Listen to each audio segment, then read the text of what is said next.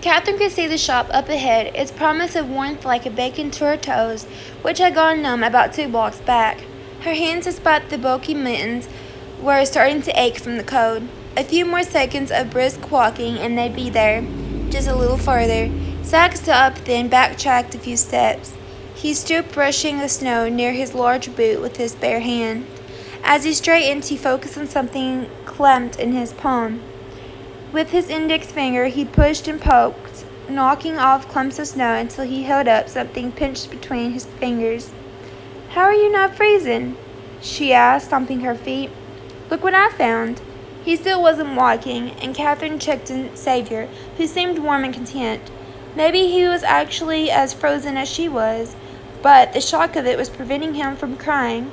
Zach was still standing there as though expecting her to come over. She glanced toward the Wally Sporting Goods sign, so close and yet so far. As she struggled with the strollers' wheels, which had done fine rolling over the hard crust of snow earlier, but were now sticking in the new snow, Zach came forward, showing her his found a ring. Up ahead, a woman as puffy as a penguin in all her outwear exited the shop, a wave of heat shimmering in the air before the door swung closed again. "It looks old," he said, walking slowly behind Catherine. She wished she'd pocketed it so she could move faster. The delightful flakes from earlier were now stinging her cheeks with a relentless cold. She glanced at the ring when he held it her way. Her best guess was that it would be valued in the 10 to 20,000 pound range. A nice find for sure. Zach clenched it in his fist. "It's likely an heirloom. It means a lot to someone." He shoved his free hand into his pocket and pulled out his phone. He kept stopping, then walking, then sobbing. He jabbed at the screen with what most surely be frozen fingers, then held the device to his ear. Some seconds later, he said, "Scott, it's Zach. Any chance you've got a report of a lost ring?" He described the piece, listened a moment, then said, "Beth Ritter's grandmother from the nursing home?" "Yeah, I know, Gran." He pocketed the fist holding the ring. "It was easy enough to make it look like you were doing the right thing and claim that you'd return it to the likely alien memory challenged woman, when in fact you'd pounded it." Catherine sighed, confident about how this story was going to play out. People didn't do the right thing these days. They didn't return things if they didn't have to. She adjusted Xavier's cap, wishing he would grow up in a world where people were honest even when nobody was looking, where they shared the same values that she thrived to hold dear. Old-fashioned, sure, but how wonderful it would be to be able to count on others. She had hoped when choosing Zach in this small town, the Blueberry Springs was a place still stuck in its ways where morals were concerned, but maybe that kind of community no longer existed. Maybe they shared hand-me-downs, but that was all. Zach entered the car and Catherine felt the urge to sigh as a way to release the disappointment building inside her. "Shall we?" "You look half frozen." He guided her into the sporting goods store. The shop was expensive and warm, stuffed with everything from cross-country skis, skates, and sleds to big, poofy jackets that looked so comfy she wanted to curl up in one, even though it wouldn't have the comforting smell of Zach's cologne. "Zach, how'd those skates work out for you?" called a welcoming female voice through the racks of bulky clothes. "Pretty good." A woman with a big smile appeared, her nose gem twinkling under the lights. Her blonde hair was neutral and like Catherine's, but had a funky streak of purple. "Jen, this is Catherine and Xavier." Catherine slipped off Zach's oversized mitten and smiled. "They need outfitting for winter." "Catherine, this is Jen. She owns the place." Jen worked to glaze over the three of them, still smiling, then said, "I heard you gotten married, but said I'd believe it when I saw it."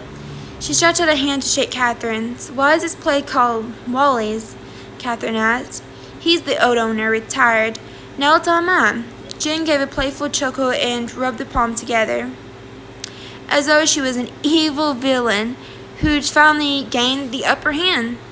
"Mine, I say." Zach let out a sigh as though unimpressed. Anyway, I was thinking a proper parka. Scat pants, hat, everything. Right. Jen sobered up, even though a hint of mischief was still gleaming in her eyes. Let's start with Xavier. She led them to a rack and started tugging out little snowsuits that she claimed would work in a car seat. This brand came my son warm. By the way, did you get the infant seat I sent over? Rob said he was going to deliver it, but when I checked the car an hour later, it was still in there. He dropped it off before our walk, Zach said. Thank you for the loan. It's very generous, Catherine added. Jen shrugged. We aren't planning on having more kids. I'm just sorry our little snowsuit would be the wrong size for Xavier. You just have one child, she asked. Just the one. Jenna moved to adult size and was putting a sack on a bench nearby. I'm sure we don't need all of this, Catherine said uncertainly. You will, Zach added. Zach stated with a sureness that made her resist the pile. How were they going to carry this home? And how much was it going to cost? Was the offer to work for Logan and Zach a real one? She could tell Zach hadn't been comfortable with it. She wasn't sure if he had something to hide. Finances had always been a private and somewhat touchy subject in her family, or if he just didn't want her underfoot. Jen was holding up items in front of Catherine. Fred okay? She asked. It would look amazing with your complex. Mitts, not gloves, Zach said to Jen, adding black ones to the pile and removing a pair of thick gloves. Mittens? For me? Catherine hadn't realized they were for adults as well as for children. You're generally warmer, Zach said. Just a bit unwildly, Jen added. But for your first winter, mitts are probably best. The bell over the door jingled and a woman hustled into the store, her auburn curls jacketed with white flakes that quickly melted, giving her a sparkly appearance. Zach? The urgency in her voice had Catherine turning to take a second look. I cannot believe it, the woman said. I swear I thought Logan was a big fat liar. Zach inhaled slowly as though about to deal with a younger sibling. Catherine, this is Ginger, Logan's wife. I'm sorry. Sorry? Catherine gave him a questioning glare before being involved by Ginger. She squeezed Catherine, her scent like the outdoors, and held her at arm's length. You're British. Of course, it's perfect. Why didn't I think of finding Zach someone British? She released her grip. This is Xavier, Zach said, turning the stroller so Ginger could see Catherine's son.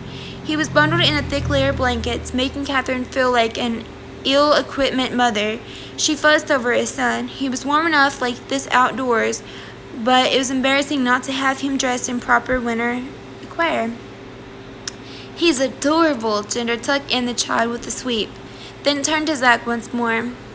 A single mom, you scalawag? I can't believe you two met and married online. I thought Logan was pulling my leg.